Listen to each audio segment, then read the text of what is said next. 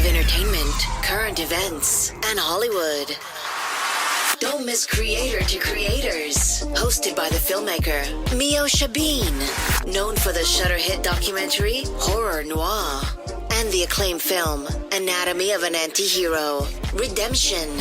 This show features interviews with filmmakers and creatives from around the globe. Join the fun with guest celebrities and gain valuable insights. Subscribe now and follow Creator to Creator. Tonight's episode is not designed to comfort you. It is designed to confront you. Because the story of the Epstein files is not just a scandal, not just a criminal case, and not just a moment of public outrage. It is a mirror reflecting the darkest mechanics of power, wealth, and silence in modern society. When people first hear the name Epstein, they often think of one man, one island, one network. But this story is far bigger than any single individual. It is about a system that enabled exploitation, protected predators, and normalized abuse at the highest levels of influence. To understand how we got here, we have to start with power itself. Power is not just money. It is access. It is protection. It is influence. It is the ability to shape narratives, manipulate systems, and erase consequences. Epstein didn't rise through traditional paths of success. His wealth, connections, and immunity didn't follow logic. Instead, they followed proximity. Proximity to those who already controlled global finance, politics, media, and cultural influence. And through that proximity, he created a web of obligation, leverage, and silence. This was not just criminal behavior. It was strategic positioning inside elite structures that rarely face real accountability. As Epstein embedded himself into powerful circles, a disturbing reality emerged. Many people either knew, suspected, or deliberately avoided knowing. And that distinction matters, because silence is not neutral. Silence is participation. In a system built on reputation, luxury, and prestige, calling out abuse becomes a threat to everyone who benefits from the structure. When we talk about power and corruption, we can't treat it as something new. Corruption has always been part of American history. This country was founded on ideals of freedom and justice, yet it was built through exploitation, displacement, and inequality. That contradiction sits at the core of our culture. Power was concentrated early, and once power is concentrated, it protects itself. What's changed isn't corruption, it's how it's packaged. Today, it's hidden behind celebrity culture, social media drama, viral outrage, and nonstop distraction. We consume scandal instead of confronting systems. We debate personalities instead of demanding accountability. And while we're entertained, real power operates quietly in the background. Celebrity culture plays a huge role in this. Fame becomes a shield. Influence becomes protection. When powerful figures are accused, the focus quickly shifts to image, branding, and fan loyalty, while victims fade into the background. Serious harm becomes public drama, and accountability gets lost in noise. This is how corruption survives, not through secrecy, but through distraction. We stay overwhelmed, divided, and emotionally reactive, while systems remain untouched. Outrage burns fast, then disappears, and power simply waits it out. The Epstein files didn't expose something new. They exposed something old, a system that has always protected the powerful while sacrificing the vulnerable. But I'm speaking about me because I'm getting dragged. People actually believe that I was with him. It's like, honey, come on. Every man that I've ever been with, you've known about him because either the Inquirer wrote it about it.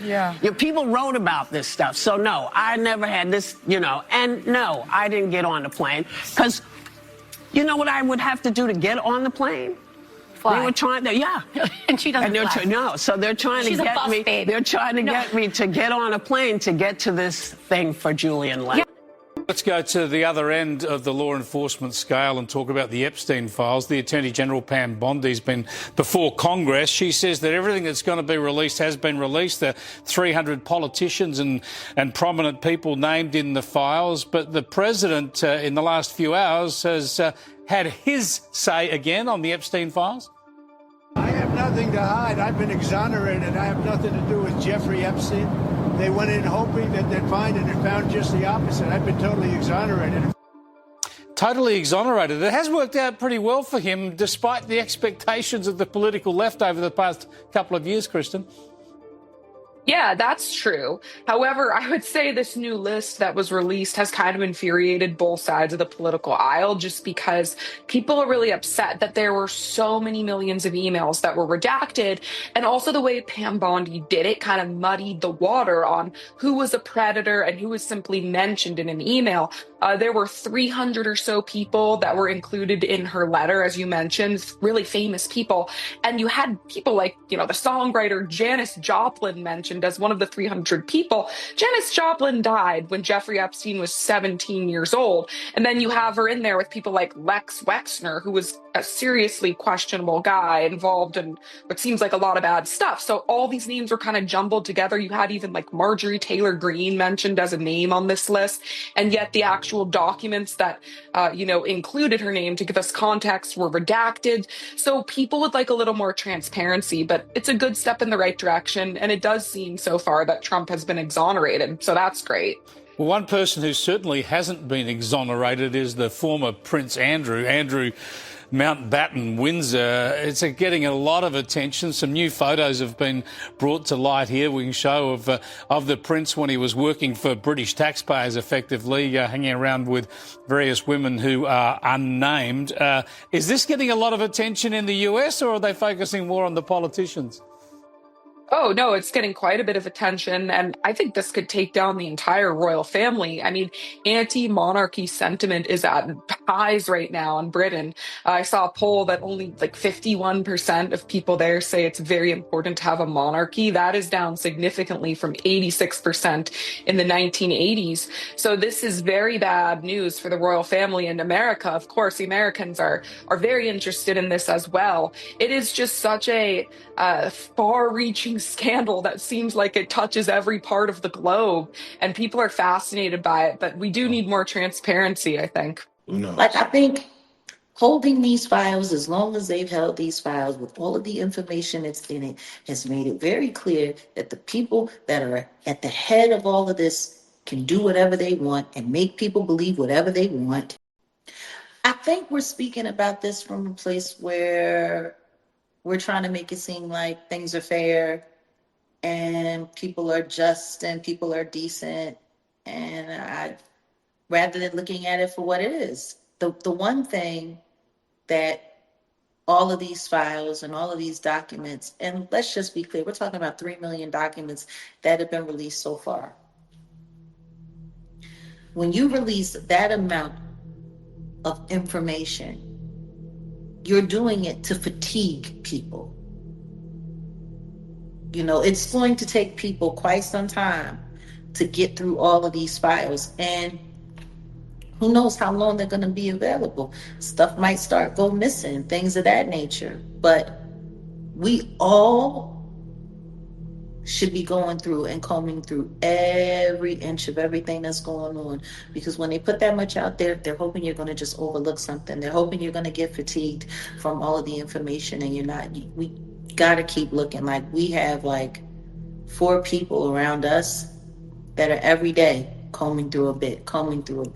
We combing through a bit. And you got to sit down and you got to take your time and look at it. What these files prove is that there are no rules, is that nothing has ever been fair. It's been being covered up. Like, that's the point. So who are the real villains in this story? Is it only the individuals who committed crimes? Or is it the financial systems that moved their money, the legal systems that delayed their prosecution, the political systems that granted them immunity, the media systems that protected their reputations, the social systems that normalized their behavior? Evil rarely survives alone. it requires infrastructure. And in this case, that infrastructure was vast, global, and deeply embedded. This is where the narrative becomes deeply personal, because power is not something distant. It shapes every life. It determines whose pain matters, whose stories are believed, and whose suffering is dismissed. The Epstein files expose not just elite corruption, but a hierarchy of human worth, a system where the lives of vulnerable young people were deemed expendable in comparison to the comfort of powerful men. And that hierarchy exists everywhere, in courtrooms, in boardrooms, in media narrative. Celebrities and public figures who challenged power and paid the price. Rose McGowan, one of the earliest and loudest voices exposing abuse in Hollywood, McGowan spoke openly about systemic exploitation in the entertainment industry. After coming forward, she faced career blacklisting, media attacks, legal battles, and industry isolation. Her experience revealed how deeply entrenched protection systems were inside Hollywood. Brendan Fraser spoke publicly about being sexually assaulted by a powerful Hollywood executive and later described how his career stalled afterward. For years, he disappeared from major roles, later explaining that speaking out carried professional consequences. His eventual return to Hollywood highlighted how long silencing can last. Corey Feldman spent decades trying to expose abuse within the child entertainment industry. He faced ridicule, threats, lawsuits, media mockery, and professional exile. Years later, multiple allegations across Hollywood validated many of his warnings. Sinead O'Connor Long, before institutional abuse scandals were widely acknowledged, she publicly condemned corruption and abuse inside powerful institutions. She was immediately blacklisted by the music industry, mocked by the media, and labeled unstable. Decades later, many of the abuses she warned about were confirmed. Kanye West spoke openly about exploitative record deals, lack of artist ownership, and corporate control in music and fashion. He challenged major labels, media institutions, and fashion elites, calling out the systems that profit off creators while limiting their power. As he became more vocal, industry support waned. Media narrative shifted from his critiques to sensationalizing his behavior. Partnerships and sponsorships were lost, and platforms distanced themselves. His personal struggles were amplified, turning him into a spectacle, while his systemic critiques were ignored. Kanye's story illustrates how the system punishes those who challenge it, not always through silence or legal action, but by isolation, loss of legitimacy, and public framing. Influence can vanish quickly when power feels threatened. Let's talk that out. I don't care who you are. I ain't taking no slice from nobody. Nobody is God. It's the only person that I serve. My mom ain't here. My mama was sacrificed. You understand? Yeah. Michael Jordan, what about him? His daddy, right? Bill Cosby, his son, right? Dr. Dre, his son. You know, out in Hollywood, a lot of people come up missing. Feels like it might be a lot of that in order to control, traumatize. They want to monetize and traumatize. You understand? They hit me. Gap, Adidas, all that away. Still, Forbes, who hate me, right? Had to write net worth 400 million. Jesus is king. God loved me. That's the more important thing in life. That's the thing. You know what I'm saying? And this truth is going to be heard. Y'all can't send none of y'all Meek Mills, y'all Puppies, y'all Lil Boozy, none of these names, none of these people that have to listen to y'all because they have legal. I never killed nobody, right? I'm the pussy. that never killed nobody, right? But that means I can say whatever I want and not go to jail. How far do you think things go when it comes to all this being combed through and the rest of the documents in these files with these, millionaires, billionaires, people of status?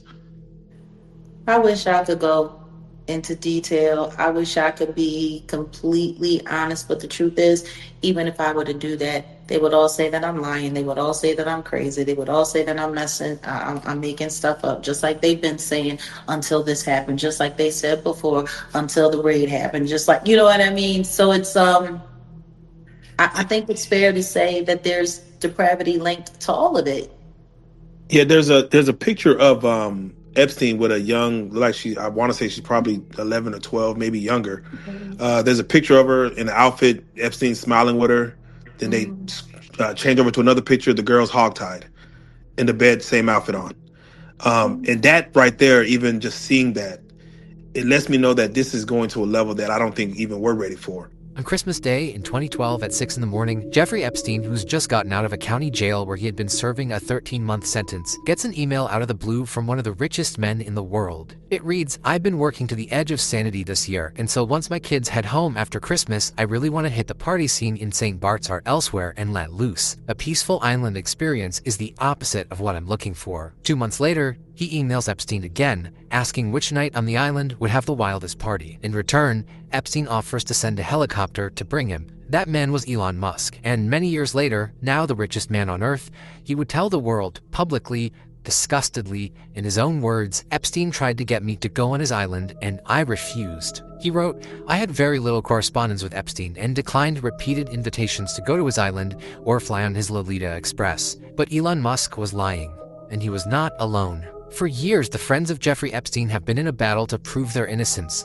Who had known him only as a rich financier, and who knew his darkest secrets? "I never went to the island, I never met any women, and although the time was a mistake, it had nothing to do with that kind of behavior." Who had cut him off after he went to prison the first time, and who came right back to support him after he was released? Who knew exactly what he was and stayed in his inner circle anyway? Did have lunch with him as I was on a boat going across on a family vacation? I have nothing to hide. And so now, with 3.5 million documents from Epstein's personal computer accounts being released to the public, we finally have an answer to all of these questions.